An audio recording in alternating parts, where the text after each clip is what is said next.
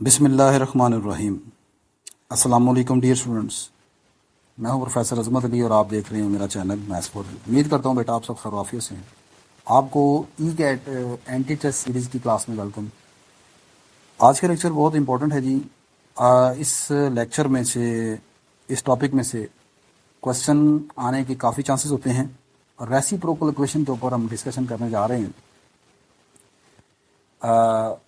आसान करके चीज़ों को आपके सामने रखा है। टॉपिक काफ़ी लंबा है लेकिन चीज़ों को लिखकर यहाँ पर आपके सामने कम से कम टाइम में ज़्यादा से ज़्यादा चीज़ों को समेटा है। रेसिप्रोकल इक्वेशन को पहले डिस्कस करते हैं कि रेसिप्रोकल इक्वेशन एक्चुअली है क्या। An equation that remains unchanged when we replace x by 1/x। अगर आप किसी इक्वेशन में एक्स की जगह 1/x को बदल दें और इक्वेशन चेंज ना हो तो ऐसी इक्वेशन को आप रेसिप्रोकल इक्वेशन कहते हैं। मिसाल के तौर पर x plus 1/x equal to 5 है। आप x की जगह 1/x लिख दें, 1/x की जगह x लिख दें, दोबारा आपकी इक्वेशन फिर वही बन जाएगी x plus 1/x equal to 5। ये एक रेसिप्रोकल इक्वेशन है। लेकिन अगर इसकी जगह मैं यहाँ पर ये लिख दूँ x minus 1/x equal to 5।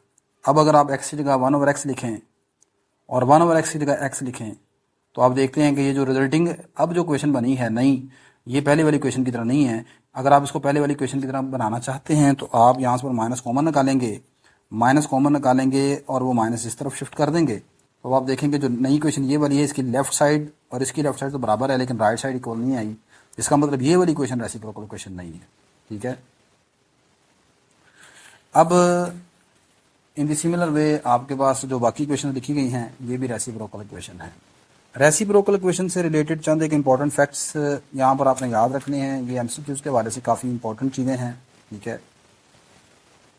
याद रखिएगा मैंने लिखा है कि roots of reciprocal equations are reciprocal of each other. किसी भी रेसिप्रोकल इक्वेशन के जो रूट हैं वो हमेशा रेसिप्रोकल होते हैं एक दूसरे के। मतलब क्या है? For example if one of the non zero root is 2 then other root will be 1/2।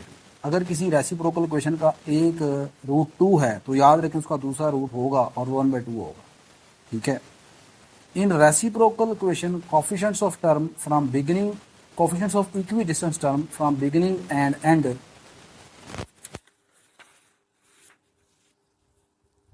Will be same in magnitude. ये बड़ी इंपॉर्टेंट चीज़ है। आपको एक ये ट्रिक मैं बता रहा हूँ। आपके पास एक इक्वेशन लिख के दी गई है, आपने ये पहचानना हो कि इनमें से कौन सी इक्वेशन रेसिप्रोकल इक्वेशन है और कौन सी नहीं है। तो इसका आसान सा ट्रिक ये होता है कि याद रखिएगा आप अपनी रेसिप्रोकल इक्वेशन को पहले यहाँ पर इस तरह तरतीब दे लें। सबसे बड़ी पावर, फिर उससे छोटी पावर, फिर उससे छोटी पावर, फिर उससे छोटी पावर। ठीक है। अगर इनमें से कोई पावर मिस है, जैसे x³ नहीं लिखा हो तो आप लिखेंगे 0x³। ठीक है। अच्छा, तो रेसिप्रोकल इक्वेशन में जो कोफिशिएंट्स होते हैं लास्ट से और बिगिनिंग से, ठीक है, वो एक जैसे होते हैं इन मैग्नीट्यूड। मिसाल के तौर पे यहाँ सबसे बड़ी पावर x⁵ और इधर सबसे एंड में 1 है कांस्टेंट। इन दोनों का कोफिशिएंट सेम होना चाहिए। यहाँ पर -1 है, इधर 1 है, लेकिन मैंने कहा इन मैग्नीट्यूड सेम होना चाहिए। सही है। तो मैग्नीट्यूड का मतलब ये है कि वो उनके साइन तो अपोजिट हो सकते हैं लेकिन वो क्वांटिटी वाइज एक जैसे होना चाहिए। ये भी 1 है, ये भी 1 है। यहाँ पर x⁴ का कोफिशिएंट है -5 और इधर x का कोफिशिएंट है 5।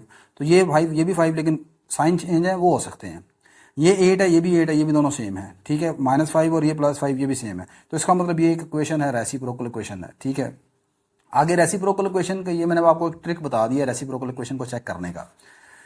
Find the value of lambda for which the following reciprocal from the following reciprocal equation. आपने लैम्डा की कीमत बतानी है इस रेसिप्रोकल इक्वेशन में से। अगर ये एक रेसिप्रोकल इक्वेशन है तो बताएं लैम्डा क्या हो सकता है। लैम्डा की वैल्यू 5 लिखी गई है, लैम्डा की वैल्यू 8 लिखी गई है, लैम्डा की वैल्यू -8 लिखी गई है। लैम्डा कोई भी रियल नंबर हो सकता है। ये मैंने आपको आखिरी ऑप्शन लिख के दिया। देखें जी, ये रेसिप्रोकल इक्वेशन है तो मैंने जैसे आपको बताया कि शुरू से और लास्ट से जो इनके कोफिशिएंट्स हैं वो आपस में सेम होने चाहिए। यहाँ पर देखें ये 5 है, इधर ये 5 है, ये दोनों सेम हो गए। आगे चलें, x³ का कोफिशिएंट इधर 8 है और इधर x का कोफिशिएंट 8 है, ये दोनों सेम हो गए। सेंटर में बचा लैम्डा, सिर्फ एक रकम बची x²। जब सिर्फ एक टर्म बचेगी तो फिर लैम्डा की वैल्यू कुछ भी हो सकती है। लैम्डा 5 भी रखा जा सकता है, लैम्डा 8 भी रखा जा सकता है, लैम्डा -8 भी रखा जा सकता है। इसलिए इसकी बेस्ट ऑप्शन है lambda is any real number. बात समझ आ गई कि नहीं आ गई? देखें शुरू में आपने ये डिग्री 4 की है, इवन डिग्री है, तो सेंटर में सिर्फ एक टर्म बचेगी। शुरू की डिग्री की कोफिशिएंट्स और आखिर में ये दोनों 5 ये बराबर, ये 8 ये भी 8 बराबर, सेंटर में एक बचा तो लैम्डा कुछ भी रखा जा सकता है यहाँ पर। सही है। तो इसकी डी ऑप्शन ठीक है। फिर आगे मैंने दोबारा ऊपर वाला क्वेश्चन रिपीट किया लेकिन इस पर तो मैंने जो डिग्री है वो ऑड रख ली है। What could be the possible value of lambda from the following reciprocal equation, lambda की क्या पॉसिबल कीमत हो सकती है इस रेसिप्रोकल इक्वेशन में। यहाँ पर फिर देखें आपके पास x की पावर 5 है और उधर एंड में कांस्टेंट -8 है, 8 ये -8 ये दोनों सेम है, ये -9 ये +9 ये दोनों सेम है। सेंटर में बचती हैं दो वैल्यूज, एक लैम्डा है एक 13 है, ठीक है। अब लैम्डा की वैल्यू देखें, यहाँ पर 13 रखेंगे तब भी चल जाएगी, लैम्डा की वैल्यू -13 रखेंगे तब भी चल जाएगी, ठीक है। लेकिन अब यहाँ पर और दूसरी बात ये कि lambda is any real number, lambda कोई भी यहाँ पर रियल नंबर हो सकता है, ये बात ठीक नहीं है, ये बात यहाँ पर ठीक नहीं होगी। तो इसकी बेस्ट ऑप्शन जो है ना जी वो सी होगी, both a and b. Lambda यहाँ पर 13 भी चल सकता है और -13 भी चल सकता है यहाँ पर। सही है, बात समझ आ गई कि नहीं आ गई। इनके कॉफिशेंट्स जो हैं वो सेम होने चाहिए इन मैग्नीट्यूड। तो लैम्डा -13 रखें तब भी ठीक है, लैम्डा 13 रखें तब भी ठीक है, तो सी ऑप्शन होगी। अब चूंकि ये नहीं रखा जा सकता लैम्डा कोई एनी रियल नंबर, ये वाली बात गलत होगी। ये वाली बात तब दुरुस्त है जब ऊपर सिर्फ एक टर्म बची थी यहाँ पर सेंटर में, यहाँ पर लेकिन दो टर्में बचती हैं, एक ये है एक ये दरमियान में, क्योंकि डिग्री ओड है। जब डिग्री ओड होगी तो हमेशा दो टर्में बचेंगी यहाँ पर आपके पास। Next and the very important question है, क्वेश्चन नंबर 7। आसान सा क्वेश्चन लेकिन है अच्छा क्वेश्चन है। कहता है कि if alpha and beta are the roots of a second degree reciprocal equation, alpha और बीटा किसी सेकंड डिग्री रेसिप्रोकल इक्वेशन के रूट्स हैं। अगर अल्फा की कीमत 2 हो तो आपने बताना है अल्फा की पावर 4 प्लस बीटा की पावर 4 का आंसर क्या होगा। 32, 5/2, 257/16 कैन नॉट बी डिटरमाइंड, या डिटरमाइन ही नहीं किया जा सकता। तो अब इसको कैसे कैलकुलेट करना है आपने, क्वेश्चन आपको उम्मीद अच्छा लगा होगा। देखें जी, मैंने कहा कि अल्फा और बीटा रूट्स हैं सेकंड डिग्री रेसिप्रोकल इक्वेशन के। कौन सी इक्वेशन के, रेसिप्रोकल इक्वेशन। डिग्री कितनी है, 2 है। जाहिर सी बात है जब डिग्री 2 होगी तो उसके रूट कितने निकलेंगे, 2 ही रूट निकलेंगे। अल्फा बीटा रेसिप्रोकल इक्वेशन के रूट है। अब मुझे बताएं कि अल्फा की कीमत 2 है, यहां पर आपको गिवन ये दे दिया गया है। अब अगर अल्फा 2 है तो फिर बीटा कितना होगा आपको पता है। बस बीटा निकालने में मुश्किल है, इसमें और कुछ भी नहीं है। मैंने अभी आपको ऊपर एक नोट रखवाया था कि रेसिप्रोकल इक्वेशन के जो रूट होते हैं ना वो रेसिप्रोकल होते हैं एक दूसरे के। तो अगर अल्फा की कीमत 2 है तो बीटा की कीमत भाई 1/2 होगी, ठीक है। बस सिंपल सी बात खत्म होगी। अब आपसे कहा जा रहा है अल्फा की पावर 4 प्लस बीटा की पावर 4 निकालना है, आपने यहाँ पर इक्वेशन मालूम करने नहीं बैठ जाना, ठीक है। अब अल्फा की पावर 4 यानी 2 की पावर 4 आ गई, प्लस बीटा यानी 1/2 की पावर 4 आ जाएगी। ये आपके पास आ जाएगा जी 16 + 1/16, ठीक है।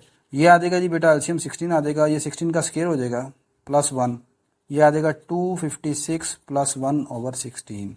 ये आपके पास फाइनली बेटा ये आंसर आएगा 257 ये इसका आंसर है। तो ये कौन सी ऑप्शन है, सी ऑप्शन है जी यहाँ पर इसकी है। तो आज के लेक्चर में सिर्फ इतना ही। बहुत कम टाइम में देखें मैंने आपको काफ़ी ज़्यादा चीज़ें जो है वो समझा दी हैं। उम्मीद करता हूँ कि वीडियो आपके लिए हेल्पफुल होगी। वीडियो अच्छी लगी तो लाजमन लाइक कर लीजिएगा यार, शेयर कर लीजिएगा, और दिल करे तो चैनल को सब्सक्राइब कर लीजिएगा। अल्लाह हाफिज़।